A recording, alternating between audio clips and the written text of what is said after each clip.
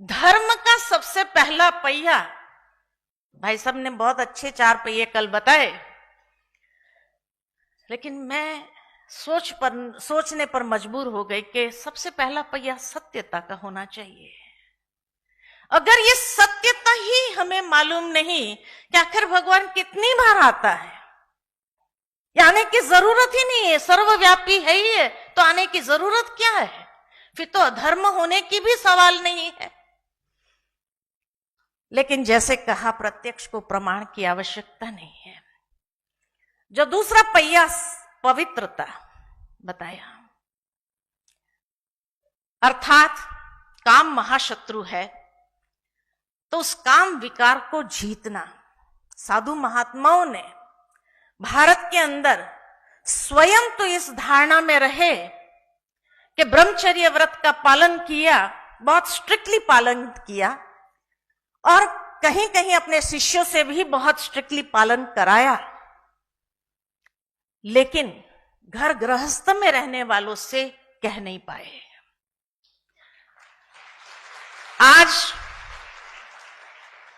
आज उस प्रत्यक्ष को प्रमाण की आवश्यकता नहीं। ब्रह्मा कुमारी ईश्वरीय विश्वविद्यालय में 10 लाख घर गृहस्थ में रहने वाले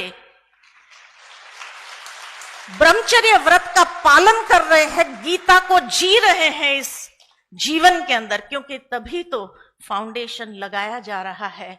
और जब ये फाउंडेशन लगेगा तभी तो सतधर्म, जो धर्म के 4 पहिए बताए, वो साकार होंगे, नहीं तो कैसे होंगे।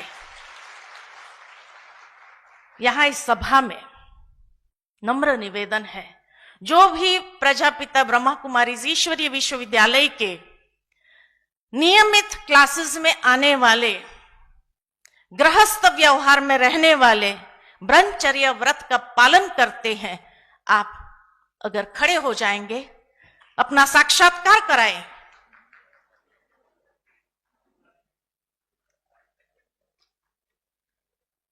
तभी कहा ये नींव भगवान के सिवाय किसी इंसान की ताकत नहीं है। जो भगवान आ गया है और ये घर गृहस्थ में रह रहे हैं, आग कपूस इकट्ठे रहते हैं। आग कपूस इकट्ठे रहने के बाद, थैंक यू वेरी मच, आग कपूस इकट्ठे रहने के बावजूद भी अगर आग नहीं लग रही है, तो ये ताकत ईश्वर के सिवाय किसी इंसान की नहीं है।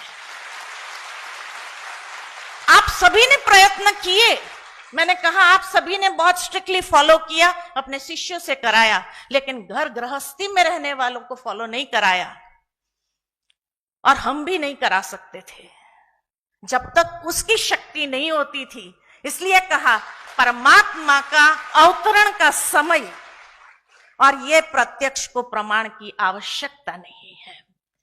घर गृहस्थ में रहने वाले हमारे सभी भाई बहनों ने ये टेम्पररी या दबाव में आकर के ब्रह्मचर्य व्रत का पालन नहीं किया है। जैसे कहा कि जानना, समझना और आचरण में लाना, और इसीलिए जब जान करके, समझ करके इन्होंने अपने जीवन में धारण किया।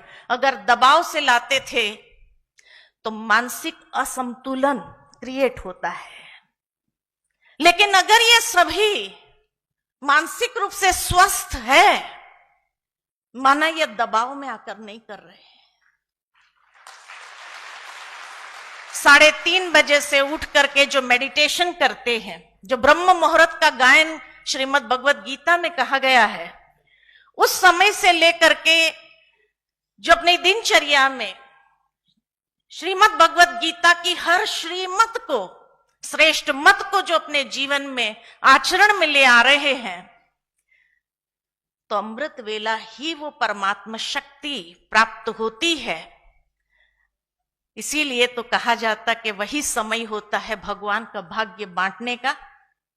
भाग्य विधाता भाग्य बांटता है अमृत वेले, और उसी समय माया सुलाने का काम करती है। सारी रात नींद नहीं आए, लेकिन 3 से 5 बजे जो नींद आती है ना, वो भी बहुत सुखद नींद होती है। लेकिन उसके बावजूद भी उस माया को जीत करके, निद्रा को जीत करके ये अमृत वेले उस परमात्म शक्ति का रसास्वादन करते हैं, जीवन के आचरण के अंदर उस शक्ति को अनुभव करते हैं,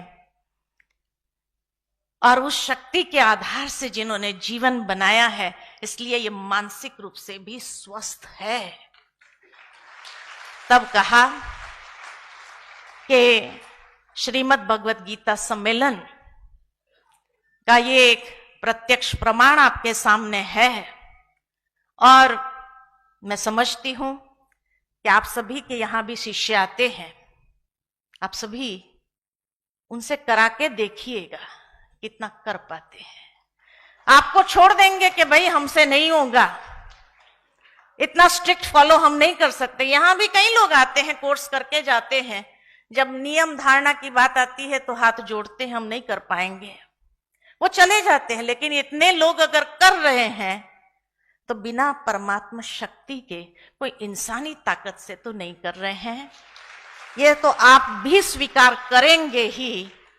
और इसीलिए कहा, भगवान जब सुबह सुबह भाग्य बांटता है तभी तो कहा जाता है कि जब भगवान भाग्य बांटने निकला था तब तुम सोया हुआ था क्या?